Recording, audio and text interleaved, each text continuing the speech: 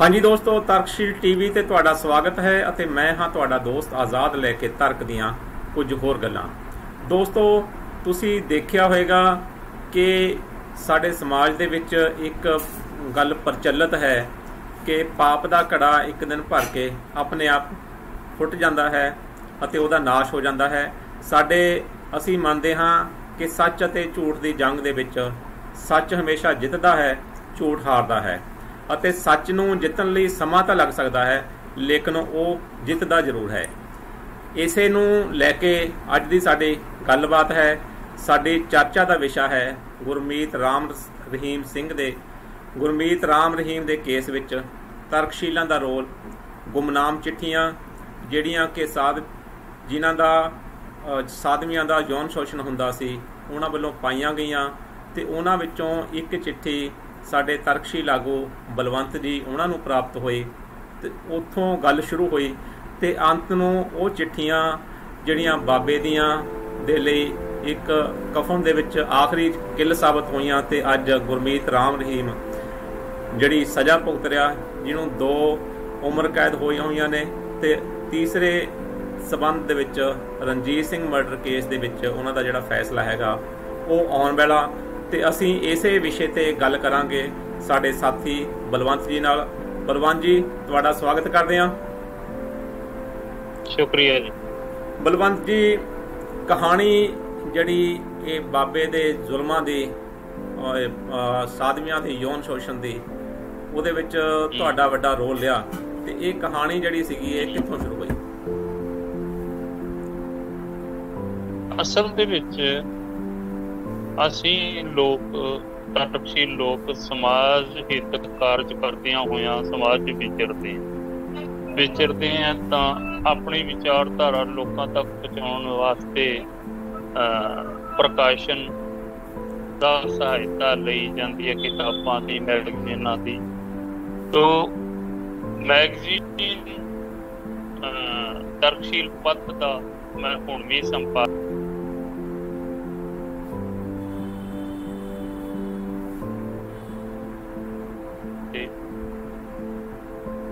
ਦੇਸ਼ ਵਿਦੇਸ਼ ਦੇ ਵਿੱਚ ਪਹੁੰਚ ਜਾਂਦਾ ਹੈ।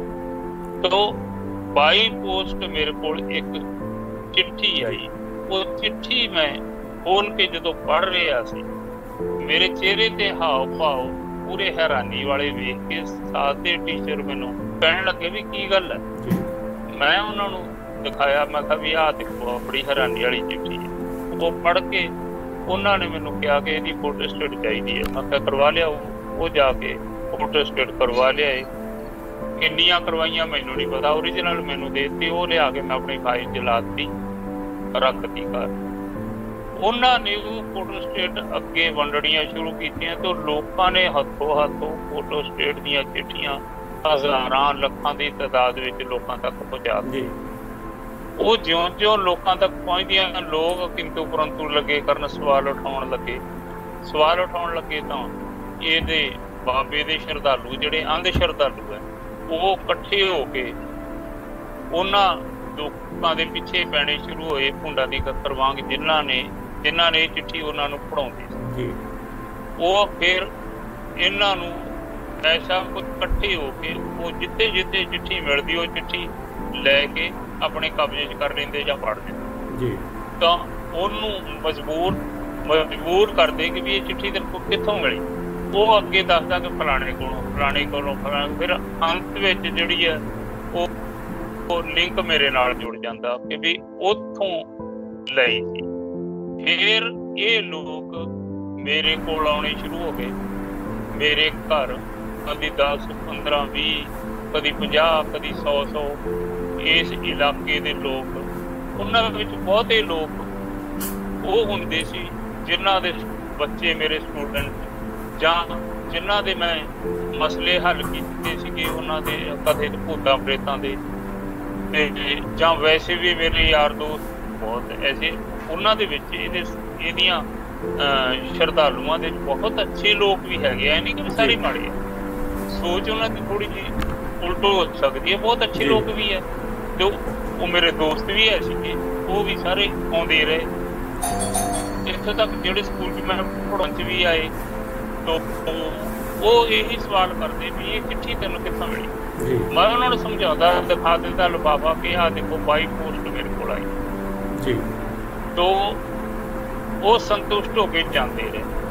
ਬਾਅਦ 'ਚ ਇੱਕ ਵਾਰ ਰਾਤ ਨੂੰ ਇਹ ਮਤਲਬ ਮੇਰੇ ਕੋਲ ਇਹਨਾਂ ਮੈਸੇਜ ਭੇਜਿਆ ਕਿ ਸਾਡੇ ਇੱਥੋਂ ਦੇ ਕੁਰੂਕਸ਼ੇਤਰ ਜ਼ਿਲ੍ਹੇ ਦੀ ਜਿਹੜੀ 5 ਮੈਂਬਰੀ ਕਮੇਟੀ ਹੈ ਉਹ ਗੱਲਬਾਤ ਕਰੇਗੀ। ਉਹ 5 ਮੈਂਬਰ ਵੀ ਆ ਜਾਓ, ਵੀ ਜੀ ਸਦਕੇ ਜਿੰਨੇ ਮਰਜ਼ੀ ਆ ਜਾਓ।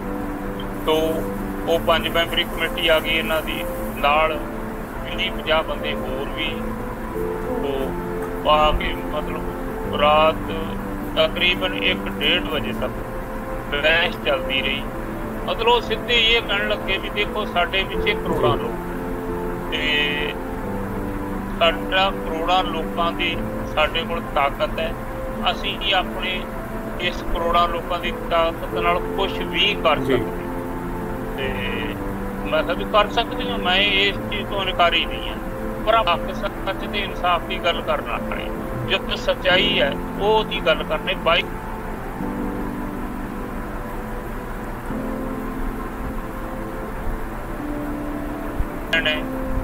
कि भी जिला कुरुक्षेत्र का एक बड़ा प्रबंधक जो कि वहाँ डेरा छोड़ चुका है। मैं भी मैनू तो ये गल, मैं तो कभी सरसे भी नहीं गया, तुहाडा डेरा तो दूर की गल है। तो ये गल्लां जिहड़ियां इहदे च लिखियां होईयां बई फकीर चंद दा कतल वगैरह बहुत सारी ऐसी गल्लां, मैं भी इन्हां गल्लां दा तो वो बंदा भेती जिहड़ा उत्थे कई सालों तो जा रहा उही कह सकदा। मैनू मैं इन्हां गल्लां दा की पता। ते कहते हाँ तू तो नहीं लिखी, तेनू तो रणजीत ने दिती। मैं भी रणजीत साडे पिंड दे सरपंच दा मुंडा, इन्नी तो गल है। बाकी होर मैं तो क्योंकि उस मेरी विचारधारा होर है, ओहदी विचारधारा होर है, इस करके मैं सरपंच नाल ओहदे बाप नाल तां मेल जोल भी हैगा। रणजीत तो कभी इत्थे आउंदा ते आपां ओहदे नाल कभी मिलिया, मैनूं लगदा मिले नहीं, मैनूं 8 साल हो गए। तो उस मतलब अखीर च इस गल ते आ गए कि भी तुसीं इस चीज़ नूं मनदे हो कि भी इहदे ते जदों किसी दे साइन नहीं हैगे तां ये चीज़ ये चिट्ठी अथेंटिक हो सकती है। मैं कहा भी इस गल तां आपां तुहाडे नाल सहमत है भी जिन्ने भी लिखी है चाहे बिल्कुल सच है तो उन्होंने अपने दस्तखत करने चाहिए, अपना एड्रैस दे अपना वेरवा देना चाहिए। जदों उन्हें वेरवा नहीं दिता तो इनू अथेंटिक नहीं मन्निया जाता। तो कहते भी तुसीं फिर कि वो अखबारां खबरां भी चलदियां रहियां सी। मैं कहा भी आ देखो पंजाब केसरी ने भी दिता, कहता पर उन्हें ना तो नहीं लिया। मतलब भी असीं भी नहीं ना ले रहे, असीं मतलब असीं ठीक है कि भी ये चिट्ठी साडे को आई, असीं तुहाडे साडे कोलों तां लैके किसी ने फोटो स्टेट करके दे दी तुहानूं, असीं किसी दा नां तां नहीं लै रहे, ना तुहाडे विरोध कोई। तो कहंदा भी तुसीं इहदे खिलाफ भी ये तुसीं सहमत हो कि भी ये चिट्ठी जिहड़ी है ना ये मतलब भी ये ठीक है भी चिट्ठी जिन्हें भी लिखी उन्होंने दस्तखत करने चाहिए। जिन्ना चिर दस्तखत नहीं किए जाते उन्ना चिर आपां इहनूं पूरा जी एमपी होगी जो संतुष्ट होके चले। उस तो बाद वो मैं हर संडे के संडे अपना क्योंकि मेरा पिंड रणजीत वाली पिंड है तो पिंड तो बाहर साडी जमीन है तो जमीन च साडा फार्म है। अपने फार्म से मैं हर संडे के संडे मनोरोग परामर्श केंद्र चला उत्थे मेरे को सैकड़े की तादाद च लोग आउंदे जिहड़े विगड़े तो विगड़े मसले है जिहड़े मुल्लां मौलवियां के चक्करां च तांत्रिकां मांत्रिकां के चक्करां च लखां लखां लोग रुपये उजाड़ चुके होंगे यार मसले होर बिगड़ते आ उन्होंने सारिਆਂ ਦਾ मैं हल करदा विज्ञानक ढंग नाल हल करदा ते मेरे को आउंदे जांदे रहे ते मेरे कोल 3 वारी घट्टो घट्ट ये डेरा प्रेमी जिहड़े है मतलब वो बाद जिहड़े मैं जदों कोर्ट च गवाही दित्ती उदों आमने सामने होए तां मैं पछाणे वो बंदे जसवीर सिंह ते सबदे जिहड़े रणजीत मर्डर के मुख आरोपी है बाबे दे नाल वो मेरे फार्म से आउंदे रहे सिर्फ ये रैकी कर कि भी मैं कल्ला उन्होंने कित्थे मिला पर मैं कल्ला कभी उन्होंने टक्करिया नहीं। इन्हों उपरों आर्डर सी क्लाइंट वार्डर तो ਮੇਰੇ ਕੋਲ ਆਉਂਦੇ ਰਹੇ ਆ ਕੇ ਅੰਦਰ ਵੀ, ਕਿਉਂਕਿ ਮੈਂ ਕਮਰੇ ਦੇ ਵਿੱਚ ਮੰਜਾ ਹੈ, ਨਾਲ ਮੇਰੀ ਕੁਰਸੀ ਆ, ਉਹਦੇ ਉੱਤੇ ਮੈਂ ਇੱਕ ਨੂੰ ਬੁਲਾਈ ਜਾਂਦਾ ਔਰ ਉਹਦੇ ਨਾਲ ਕਾਉਂਸਲਿੰਗ ਕਰਦਾ, ਗੱਲਬਾਤ ਕਰਦਾ, ਉਹਨਾਂ ਨੂੰ ਸਮਝਾਉਣਾ। ਤੋ ਆਉਂਦੇ ਜਾਂਦੇ ਰਹਿੰਦੇ ਲੋਕ, ਆਪਾਂ ਰੋਕ ਟੋਕ ਹੈ ਨਹੀਂ। ਉਹ ਅੰਦਰ ਆਏ ਆ ਸਾਰੀ ਦੇਖ ਕੇ, ਇਹ ਕਹਿ ਕੇ ਅਸੀਂ ਮਰੀਜ਼ ਦਿਖਾਉਣਾ। ਮੈਂ ਕਿਹਾ ਵੀ ਕੋਈ ਨਹੀਂ, ਦਿਖਾ ਲਿਓ, ਆਪਣਾ ਨਾਮ ਲਿਖਾ ਦਿਓ ਅਤੇ ਨੰਬਰ ਤੁਹਾਡਾ ਆ ਜਾਊਗਾ, ਦੇਖ ਲਾਂਗੇ। ਉਹ ਕਹਿੰਦੇ ਨਹੀਂ ਟਾਈਮ ਸਾਡੀ ਕੋਈ ਨਾ, ਨਹੀਂ ਟਾਈਮ 'ਤੇ ਕੋਈ ਬਾਤ ਨਹੀਂ, ਅਗਲੇ ਹਫ਼ਤੇ ਆ ਜਾਓ। ਤੋ ਇਸ ਤਰ੍ਹਾਂ ਦੀ ਗੱਲ ਕਰਕੇ ਜਾਂਦੇ ਰਹੇ। ਅਖੀਰਲੀ ਵਾਰ ਜੋ ਤੀਸਰੀ ਵਾਰੀ ਆਏ, ਉਸ ਸਮੇਂ ਕਾਰ ਇਹਨਾਂ ਦੀ ਬਾਹਰ ਸੜਕ 'ਤੇ ਖੜੀ ਆ, ਸਟਾਰਟ ਖੜੀ ਆ। ਇੱਕ ਬੰਦਾ ਮੇਰੇ ਕੋਲ ਅੰਦਰ ਆਇਆ, ਇਹ ਜਸਵੀਰ ਤੇ ਸਬਦਿਲੀ ਦੋਨੋਂ ਜਾਣੇ, ਇੱਕ ਬਾਹਰ ਰਿਹਾ, ਇੱਕ ਅੰਦਰ ਆਇਆ। ਅੰਦਰ ਆ ਕੇ ਮੈਨੂੰ ਕਹਿਣ ਲੱਗਾ, ਮਾਸਟਰ ਜੀ ਤੁਹਾਡੇ ਨਾਲ ਗੱਲ ਕਰਨੀ ਕਰੋ। ਕਹਿੰਦੇ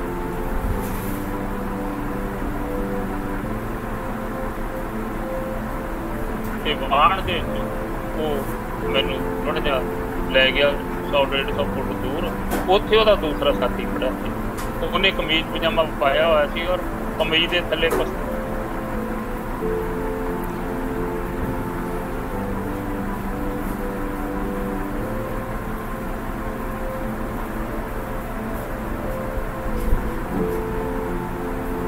ਯਾਰ ਤੁਹਾਡੇ ਕਈ ਬੰਦੇ ਮੇਰੇ ਕੋਲ ਸੈਂਕੜੇ ਦੇ ਤਾਦਾਦ 'ਚ ਆ ਕੇ ਵੈਰੀਫਾਈ ਕਰਨਗੇ।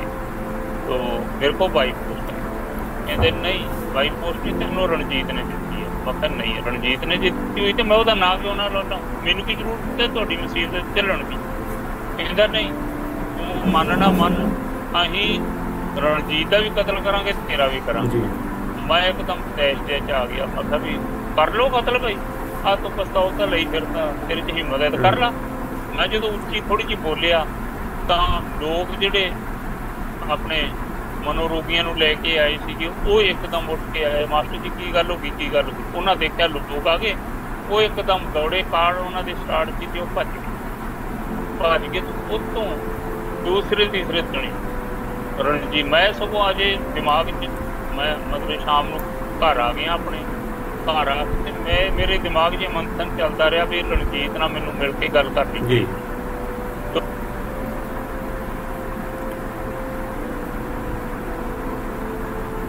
ਉਹ ਤੀਸਰੇ ਕੁ ਦਿਨ ਰਣਜੀਤ ਦਾ ਕਤਲ ਹੋ ਗਿਆ। ਤੋ ਇਹਨਾਂ ਨੇ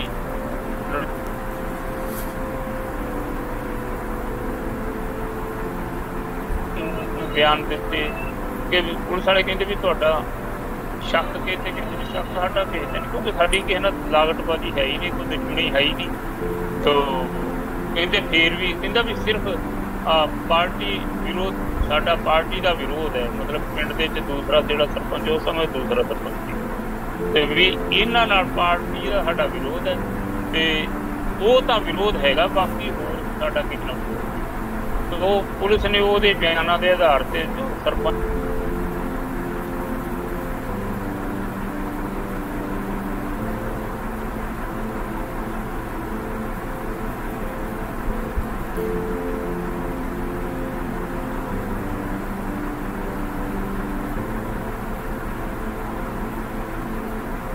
ਆਪਣਾ ਹਮਲਾ ਹੋ ਗਿਆ। ਜਦੋਂ ਉੱਥੇ ਹਮਲਾ ਹੋਇਆ ਤਾਂ ਉਹ ਜਦੋਂ ਫੜੇ ਗਏ ਤਾਂ ਸੱਚਾਈ ਸਾਹਮਣੇ ਆਈ।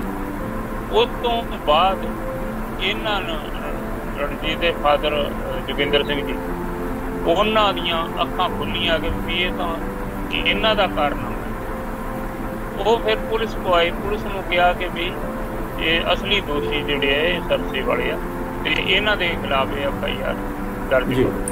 ਪੁਲਿਸ ਵਾਲਿਆਂ ਨੇ ਇਨਕਾਰ ਕਰਤਾ ਵੀ ਅਸੀਂ ਹੁਣ ਇਹ ਐਸਾ ਨਹੀਂ ਕਰ ਸਕਦੇ, ਕਿਉਂਕਿ ਪਹਿਲਾਂ FIR ਜਿਹੜੀ ਤੁਸੀਂ ਲਿਖਾ ਚੁੱਕੇ ਹੋ ਉਹ ਅਸੀਂ ਨਹੀਂ ਬਦਲ ਸਕਦੇ, ਇਸ ਤਰ੍ਹਾਂ ਨਹੀਂ ਬਦਲ ਸਕਦੇ। ਇਹਨੂੰ ਜਾਂ ਤਾਂ ਕ੍ਰਾਈਮ ਬ੍ਰਾਂਚ ਕੋਲ ਚਲ ਜਾਓ, ਕੇਸ ਉਹ ਕਰ ਸਕਦੇ ਆ, ਤੇ ਪਰ ਸਬੂਤ ਤੁਹਾਡੇ ਕੋਲ ਪੱਕਾ ਐਸਾ ਚਾਹੀਦਾ ਜਿਹੜਾ ਗਵਾਹ ਕਿ ਵੀ ਇਹ ਕੇਸ ਸਿੱਧਾ ਉੱਧਰ ਚੱਲ ਜਾਏ। ਉਹਦੇ ਵਾਸਤੇ ਫਿਰ ਮੇਰੀ ਗਵਾਹੀ ਦੀ ਜ਼ਰੂਰਤ ਸੀਗੀ, ਤੇ ਫਿਰ ਜੋਗਿੰਦਰ ਸਿੰਘ ਜੀ ਮੇਰੇ ਕੋਲ ਆਏ, ਉਹਨਾਂ ਨੇ ਸਾਰੀ ਗੱਲ ਬਾਤ ਕਰੀ ਕਿ ਵੀ ਤੁਹਾਡੀ ਗਵਾਹੀ ਦੀ ਬਹੁਤ ਜ਼ਰੂਰਤ ਹੈ। ਸਰਪੰਚ ਸਾਹਿਬ ਗੱਲ ਹੀ ਕੋਈ ਨਹੀਂ, ਆਪਾਂ ਤਾਂ ਸੱਚ ਬੋਲਣਾ ਹੈ, ਜਿੱਥੇ ਕਹੋਗੇ ਜੋ ਆਪਾਂ ਉੱਥੇ ਬੋਲਾਂਗੇ, ਉੱਥੇ ਕਵਾਂਗੇ। ਫਿਰ ਮੈਨੂੰ ਮੇਰੀ ਗਵਾਹੀ ਉਹਨਾਂ ਨੇ ਦਰਜ ਕਰਵਾਤੀ, ਨਾਮ ਲਿਖਵਾਤਾ ਤੇ ਇਹ ਕੇਸ ਕ੍ਰਾਈਮ ਬ੍ਰਾਂਚ ਤੋਂ ਚਲਾ ਗਿਆ। ਕ੍ਰਾਈਮ ਬ੍ਰਾਂਚ ਦਾ ਹਰਿਆਣੇ ਦਾ ਹੈੱਡ ਆਫਿਸ ਜਿਹੜਾ ਹੈ ਉਹ ਮਧੂਬਨ ਹੈ, ਕਰਨਾਲ ਜ਼ਿਲ੍ਹੇ 'ਚ। ਤੇ ਉੱਥੇ ਮਧੂਬਨ ਵਾਲਿਆਂ ਨੇ ਮੈਨੂੰ ਕ੍ਰਾਈਮ ਬ੍ਰਾਂਚ ਵਾਲੇ ਨੇ ਬਾਕਾਇਦਾ ਸੂਚਨਾ ਦੇ ਕੇ, ਤਰੀਕ ਦੇ ਕੇ ਤੇ ਮੈਨੂੰ ਬੁਲਾਇਆ। ਮੈਂ ਗਿਆ ਉੱਥੇ। ਇੰਸਪੈਕਟਰ ਰੌਣਕੀ ਰਾਮ ਨੇ ਲਗਭਗ ਪੂਰਾ ਦਿਨ ਹੀ ਲਾਤਾ ਮੇਰਾ ਬਿਆਨ ਪੂਰੇ ਆਪਣਾ ਦਰਜ ਕਰਨ ਦੇ ਵਿੱਚ। ਮੈਂ ਉਹਨੂੰ ਸੁਸਾਇਟੀ ਦੀਆਂ ਕੁਝ ਕਿਤਾਬਾਂ ਵੀ ਦਿੱਤੀਆਂ, ਮੈਗਜ਼ੀਨ ਵੀ ਦਿੱਤੇ, ਔਰ ਸਾਰੀ ਆਪਣੀ ਸੁਸਾਇਟੀ ਦਾ ਉਦੇਸ਼ ਵੀ ਸਮਝਾਇਆ ਵੀ ਇਸ ਕੰਮ ਵਾਸਤੇ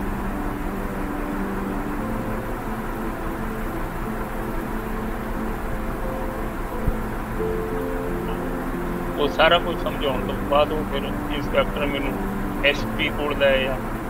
SP ਨੇ ਸਾਰੀ ਮੇਰੇ ਨਾਲ ਗੱਲਬਾਤ ਕਰੀ। ਉਸ ਤੋਂ ਬਾਅਦ ਜਦੋਂ ਮੈਂ ਸ਼ਾਮ ਨੂੰ ਵਾਪਸ ਲੱਗਾ ਚੱਲਣ, SP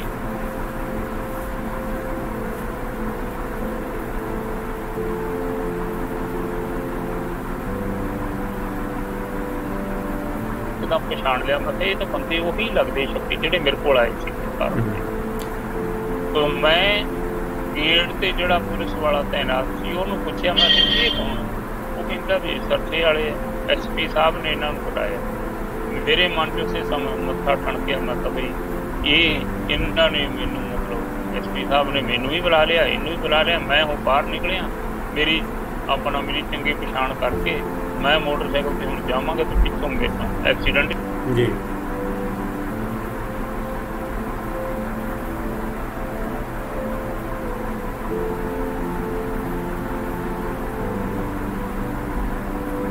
ਮੈਂ ਮਤਲਬ ਉਹ 3-4 ਘੰਟੇ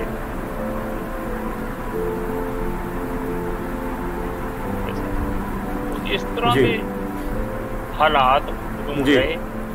ਸਾਥੀ ਜੀ, ਆਪਾਂ ਅੱਗੇ ਗੱਲ ਜਾਰੀ ਰੱਖਾਂਗੇ ਤੇ ਮੈਂ ਥੋੜਾ ਜਿਹਾ ਜਾਣਨਾ ਚਾਹਾਂਗਾ ਕਿ ਇਹ ਜਿਹੜੀਆਂ ਬਨਾਮ ਚਿੱਠੀਆਂ ਸੀਗੀਆਂ ਉਹਨਾਂ ਦੇ ਬਾਰੇ 'ਚ ਕੋਈ ਜਾਣਕਾਰੀ ਅੱਜ ਤੱਕ ਪ੍ਰਾਪਤ ਹੋ ਸਕੀ ਆ ਵੀ ਉਹ ਕਿੱਥੋਂ ਆਈਆਂ ਸੀਗੀਆਂ? ਇਹ CBI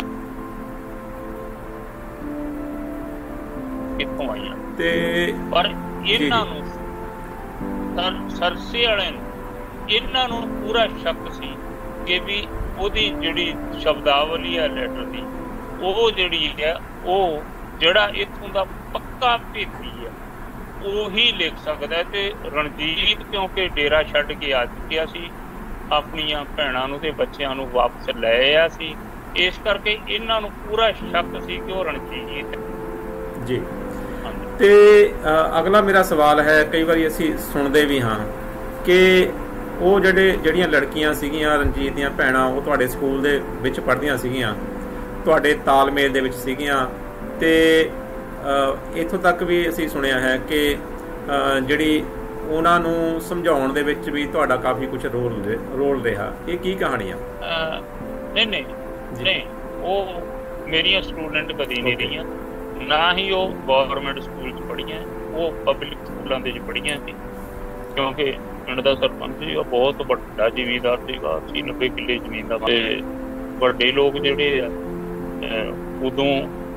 ਉਦੋਂ ਵੀ ਉਹ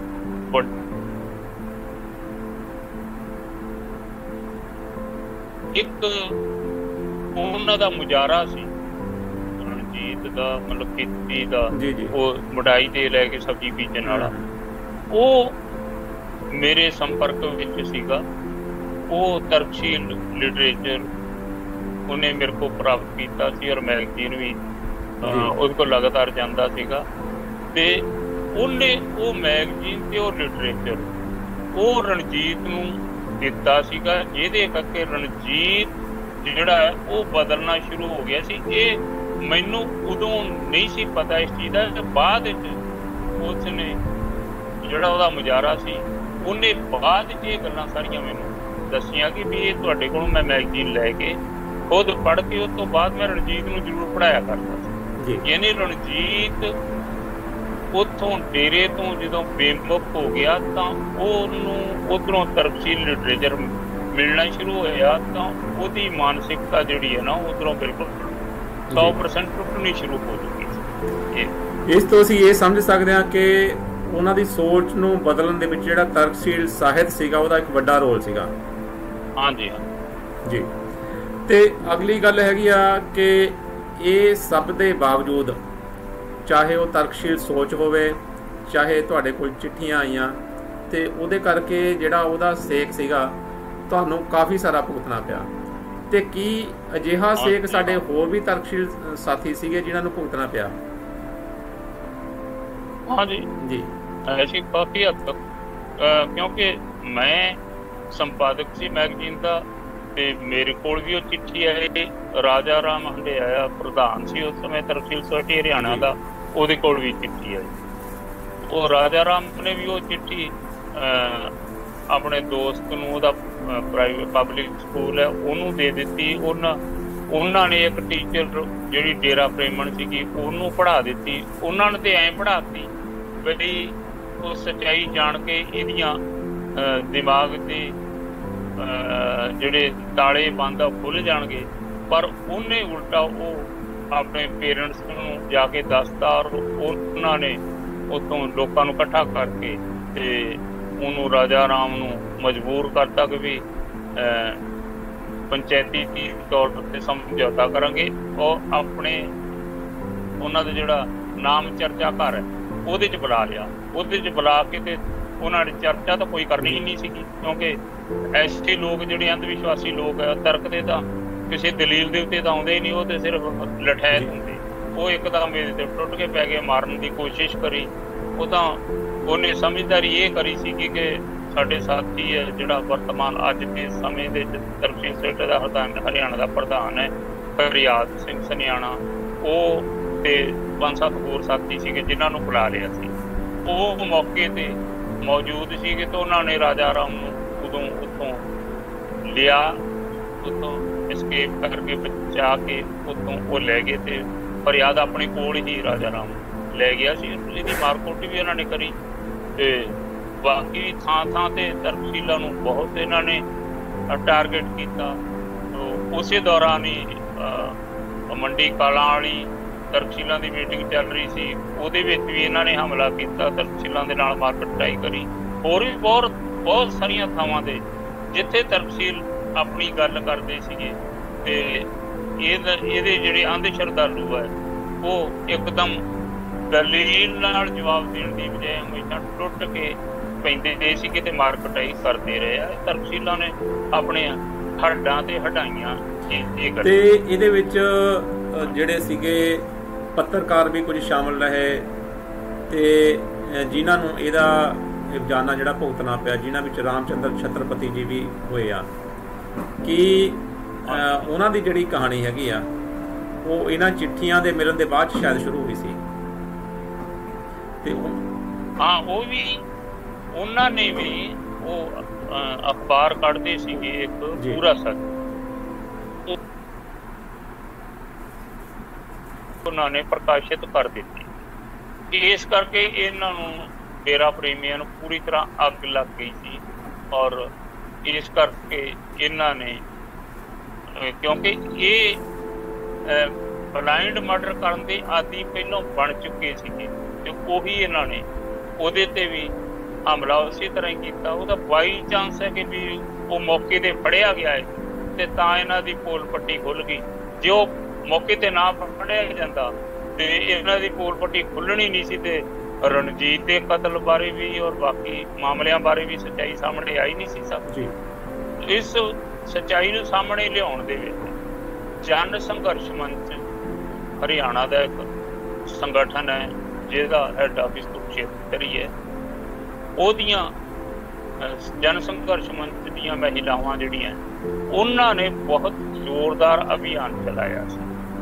ਉਹਨਾਂ ਨੂੰ ਵੀ ਸਲੂਟ ਕਰਨਾ ਬਣਦਾ। ਉਹਨਾਂ ਨੇ ਹਸਤਾਖਰ ਅਭਿਆਨ ਚਲਾਇਆ ਪੂਰੇ ਹਰਿਆਣਾ ਦੇ ਵਿੱਚ। ਗਵਰਨਰ ਨੂੰ ਭੇਜਣਾ ਤੇ ਵੀ CBI ਜਾਂਚ ਹੋਣੀ ਚਾਹੀਦੀ ਔਰ ਡੇਰਾ ਪ੍ਰੇਮੀ ਜਿਹੜੇ ਥਾਂ ਤੇ ਉਹਨਾਂ ਦੀ ਮਾਰਕਟਾਈ ਕਰਦੇ ਸੀ ਕਿ ਵੀ CBI ਜਾਂਚ ਨਹੀਂ ਹੋਣੀ ਚਾਹੀਦੀ। ਦੇਸ਼ ਦੇ ਵਿੱਚ ਇਹ ਪਹਿਲਾ ਐਸਾ ਮੌਕਾ ਸੀ ਜਦੋਂ ਕੋਈ ਹਰ ਇੱਕ ਚਾਹੁੰਦਾ ਕਿ ਕਿਸੇ ਇਨਸਾਫ ਦੀ ਗੱਲ ਸਾਹਮਣੇ ਲਿਆਉਣੀ ਚਾਹੀਦੀ ਹੈ ਤਾਂ CBI ਜਾਂਚ ਹੋਣੀ ਚਾਹੀਦੀ ਹਰ ਇੱਕ। ਪਰੰਤੂ ਇਹ ਪਹਿਲੀ ਵਾਰ ਸੀ ਕਿ ਇਹ ਡੇਰਾ ਪ੍ਰੇਮੀ ਇਹਨਾਂ ਨੂੰ ਉੱਤੋਂ ਆਰਡਰ ਸੀਗਾ ਕਿ ਨਾ CBI ਜਾਂਚ ਨਹੀਂ ਹੋਣੀ ਚਾਹੀਦੀ, ਕਿਉਂਕਿ ਇਹਨਾਂ ਨੂੰ ਆਪਣੇ ਪੋਲ ਖੁੱਲ੍ਹਣ ਦਾ ਡਰ ਸੀਗਾ।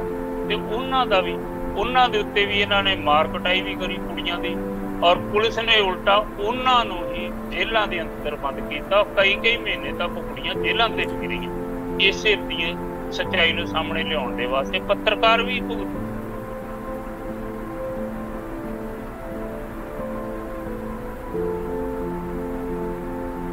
ਵਾਸਤੇ ਕੰਮ ਕਰਦੇ ਆ, ਉਹ ਸਾਰਿਆਂ ਨੇ ਇਹਨਾਂ ਦੇ ਤਸ਼ੱਦਦ ਕਿਸੇ ਨਾ ਕਿਸੇ ਰੂਪ ਵਿੱਚ ਸਹੀ ਹੈ ਤੇ ਤਰਕਸ਼ੀਲਾਂ ਨੇ ਤੇ ਬਹੁਤ ਜ਼ਿਆਦਾ ਸਹੀ। ਤੇ ਸਾਥੀ ਜੀ, ਬਾਬੇ ਨੂੰ ਹੁਣ ਸਜ਼ਾ ਹੋ ਗਈ ਆ, ਕਾਫੀ ਸਮਾਂ ਹੋ ਗਿਆ ਤੇ ਇੱਕ ਪਾਸੇ ਇੱਕ ਬਹੁਤ ਵੱਡਾ ਸੰਗਠਨ ਸੀ ਤੇ ਦੂਜੇ ਪਾਸੇ ਸੱਚ ਦੇ ਉੱਪਰ ਲੜਨ ਵਾਲੇ ਖੜਨ ਵਾਲੇ ਲੋਕ ਸੀਗੇ ਤੇ ਸਜ਼ਾ ਹੋ ਗਈ। ਕੀ ਸਜ਼ਾ ਹੋਣ ਦੇ ਪਿੱਛੇ ਜਿਹੜਾ ਮੇਨ ਰੋਲ ਰਿਹਾ ਉਹ ਇਹਨਾਂ ਜਨ ਸੰਘਰਸ਼ਾਂ ਦਾ, ਲੋਕ ਪਬਲਿਕ ਅਵੇਅਰਨੈਸ ਦਾ, ਉਹਦਾ ਹੀ ਮੇਨ ਰੋਲ ਰਿਹਾ ਕਿ ਕੋਈ ਰਾਜਨੀਤਿਕ ਹਾਲਾਤ ਵੀ ਅਜਿਹੇ ਬਣੇ ਕਿ ਬਾਬੇ ਨੂੰ ਜੇਲ੍ਹਾਂ ਦੇ ਪਿੱਛੇ ਸੁੱਟਣਾ ਪਿਆ? ਰਾਜਨੀਤੀ ਤਾਂ ਹਮੇਸ਼ਾ ਆਪਣਾ ਨਫਾ ਨੁਕਸਾਨ ਵੇਖਦੀ ਹੈ। ਰਾਜਨੀਤੀ ਕਦੇ ਵੀ ਲੋਕਾਂ ਦੇ ਹਿੱਤ ਵਿੱਚ ਨਹੀਂ ਜਾਂਦੀ। ਰਾਜਨੀਤੀ ਤਾਂ ਜਦੋਂ ਕਿਸੇ ਰਾਜਨੀਤਿਕ ਪਾਰਟੀ ਨੂੰ ਉਹਦੀਆਂ ਵੋਟਾਂ ਦੀ ਜ਼ਰੂਰਤ ਸੀਗੀ, ਉਹਨੇ ਉਹਦਾ ਅੱਖਾਂ ਬੰਦ ਕੀਤੀਆਂ, ਉਹਦੇ ਵੇਖ ਕੇ ਜ਼ੁਲਮ ਵੀ ਆਪਣਾ ਪੂਰੀ ਤਰ੍ਹਾਂ ਇਗਨੋਰ ਕੀਤੀ।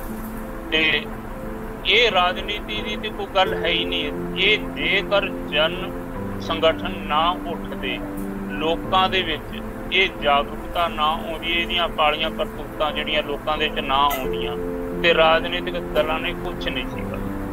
ਇਹ ਕੇਵਲ ਤੇ ਕੇਵਲ ਕਿਉਂਕਿ ਭਾਰਤ ਵਿੱਚ ਮਤਲਬ ਇਹ ਕਿਹਾ ਜਾਂਦਾ ਹੈ ਅਖੀਰ ਦੇ ਵਿੱਚ ਬਈ ਕੋਰਟਾਂ ਤੇ ਸਾਨੂੰ ਭਰੋਸਾ ਹੈ, ਚਾਹੇ ਮਤਲਬ ਇਹ ਕਹਿਣਾ ਵੀ, ਤੇ ਕੋਰਟਾਂ ਦੇ ਵਿੱਚ ਮਤਲਬ ਅੱਛੇ ਲੋਕ ਵੀ ਹੈਗੇ ਆ, ਜਿਵੇਂ ਸਾਰੇ ਸਮਾਜ 'ਚ ਅੱਛੇ ਲੋਕ ਵੀ ਆ, ਬੁਰੇ ਲੋਕ। ਹਰ ਥਾਂ ਤੇ ਇਹ ਗੱਲ, ਇਹ ਵਰਤਾਰਾ ਪੂਰੀ ਤਰ੍ਹਾਂ ਸੱਚ ਹੈ ਕਿ ਕੋਰਟਾਂ ਦੇ ਬਹੁਤ ਅੱਛੇ ਲੋਕ ਵੀ ਹੈ। ਬਾਈ ਚਾਂਸ ਉਹ ਕੋਰਟ ਦਾ ਜਿਹੜਾ ਹੈ ਉਸ ਸਮੇਂ ਦਾ ਜੱਜ, ਉਹਨੇ ਸੱਚ ਨੂੰ, ਇਨਸਾਫ ਨੂੰ ਸਮਝਿਆ ਤੇ ਇਨਸਾਫ ਕੀਤਾ।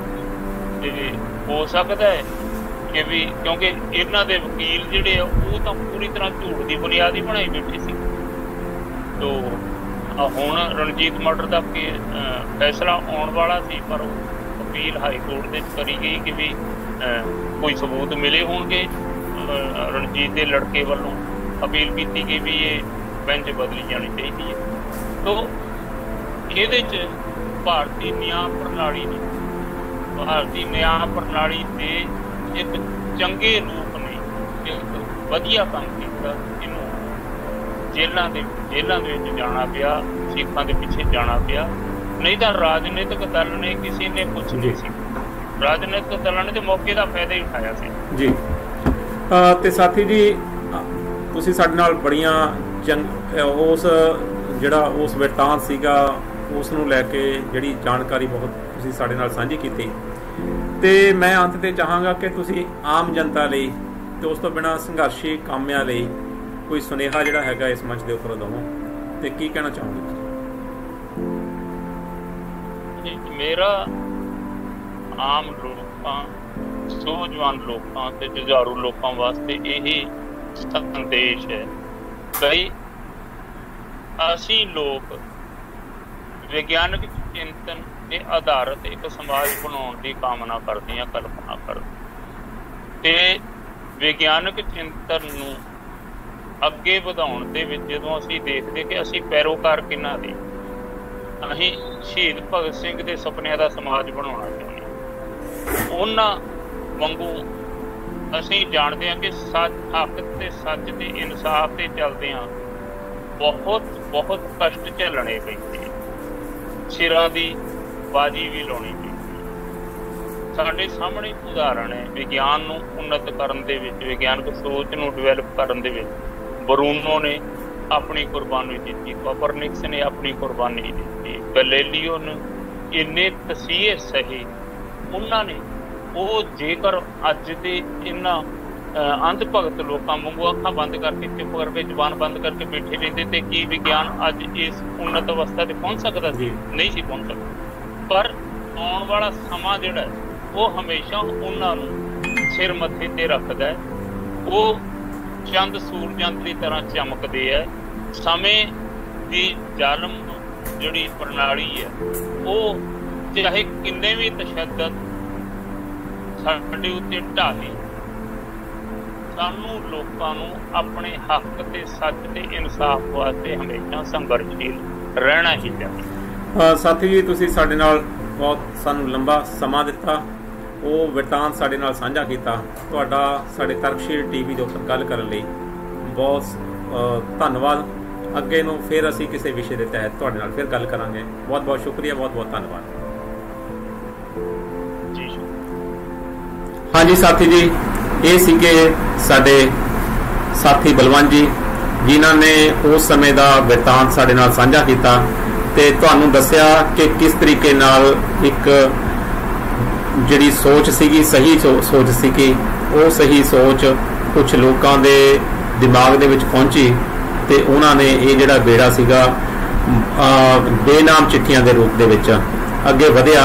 ਉਹਦੇ ਵਿੱਚ ਸਾਡੇ ਸਾਥੀ ਬਲਵੰਤ ਜੀ ਬਿਲਕੁਲ ਸਿੱਧੇ ਰੂਪ ਦੇ ਵਿੱਚ ਸ਼ਾਮਲ ਰਹੇ। ਹੋਰ ਰਾਜਾ ਰਾਮ ਹੰਡਿਆਇਆ ਜੀ, ਸੁਸਾਇਟੀ ਦੇ ਕਾਰਕੁਨ, ਬਹੁਤ ਸਾਰੇ ਪੱਤਰਕਾਰ, ਜਨ ਸੰਘਰਸ਼ ਦੇ ਕਾਮੇ, ਉਹ ਲੇਡੀਜ਼ ਜਿਨ੍ਹਾਂ ਨੇ ਹਸਤਾਖਰ ਮੁਹਿੰਮ ਸ਼ੁਰੂ ਕੀਤੀ ਤੇ ਉਹਨਾਂ ਨੂੰ ਜੇਲ੍ਹਾਂ ਦੇ ਵਿੱਚ ਸੁੱਟ ਦਿੱਤਾ ਗਿਆ। ਇਹ ਬੜੀ ਲੰਬੀ ਕਹਾਣੀ ਇਹਨਾਂ ਨੇ ਸਾਡੇ ਨਾਲ ਸ਼ੇਅਰ ਕੀਤੀ। ਇਹ ਕਹਾਣੀਆਂ ਸਾਨੂੰ ਜਿਹੜੀ ਕਿ ਸਾਨੂੰ ਪ੍ਰੇਰਨਾ ਦਿੰਦੀਆਂ ਨੇ ਕਿ ਅਤੇ ਦੱਸਦੀਆਂ ਨੇ ਕਿ ਇਹ ਜਿਹੜੇ ਵੱਡੇ ਵੱਡੇ ਡੇਰੇਦਾਰ, ਵੱਡੇ ਵੱਡੇ ਜਿਹੜੇ ਮੁਹਿੰਮਾਂ ਚੱਲ ਰਹੀਆਂ ਨੇ, ਇਹ ਝੂਠ ਦੇ ਸਹਾਰੇ ਤੇ ਨਹੀਂ ਚੱਲ ਸਕਦੀਆਂ। ਜੇਕਰ ਜਦੋਂ ਇਹਨਾਂ ਦਾ ਸੱਚ ਦੇ ਨਾਲ ਸਾਹਮਣਾ ਹੋਏਗਾ ਤਾਂ ਇਹ ਖੜ ਨਹੀਂ ਪਾਉਣਗੀਆਂ। ਇਸ ਸਮੇਂ ਦੇ ਵਿੱਚ ਤੁਸੀਂ ਸਾਡੇ ਨਾਲ ਬਣੇ ਰਹੇ, ਤੁਹਾਡਾ ਬਹੁਤ ਬਹੁਤ ਸ਼ੁਕਰੀਆ। ਜੇਕਰ ਤੁਸੀਂ ਸਾਡਾ ਚੈਨਲ ਸਬਸਕ੍ਰਾਈਬ ਨਹੀਂ ਕੀਤਾ ਤਾਂ ਸਬਸਕ੍ਰਾਈਬ ਕਰੋ। ਵੀਡੀਓ ਚੰਗੀ ਲੱਗੇ ਤਾਂ ਲਾਈਕ ਕਰਨਾ।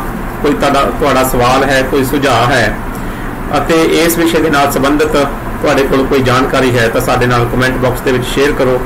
ਉਸ ਤੋਂ ਬਿਨਾਂ ਤੁਹਾਡੇ ਖੇਤਰ ਦੇ ਵਿੱਚ, ਤੁਹਾਡੀ ਨੌਲੇਜ ਦੇ ਵਿੱਚ ਕੋਈ ਅਜਿਹੀ ਘਟਨਾ ਵਾਪਰਦੀ ਹੈ ਜਿਹਦੀ ਤੁਹਾਨੂੰ ਸਮਝ ਨਹੀਂ ਆਉਂਦੀ ਜਾਂ ਤੁਹਾਨੂੰ ਲੱਗਦਾ ਹੈ ਕਿ ਸਾਡੀ ਸੁਸਾਇਟੀ ਕੋਈ ਰੋਲ ਨਿਭਾ ਸਕਦੀ ਹੈ ਤਾਂ ਕਿਰਪਾ ਕਰਕੇ ਸਾਨੂੰ ਜਿਹੜਾ ਸਾਡਾ ਇਹ WhatsApp ਨੰਬਰ ਸਕਰੀਨ ਦੇ ਉੱਪਰ ਚੱਲ ਰਿਹਾ, ਇਸ ਦੇ ਉੱਪਰ ਸਾਡੇ ਨਾਲ ਸ਼ੇਅਰ ਕਰ ਸਕਦੇ ਹੋ, ਸਾਡੇ ਨਾਲ ਗੱਲ ਕਰ ਸਕਦੇ ਹੋ।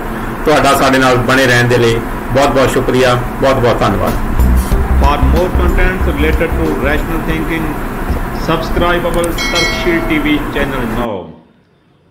For instant updates of new videos, don't forget to press the bell icon.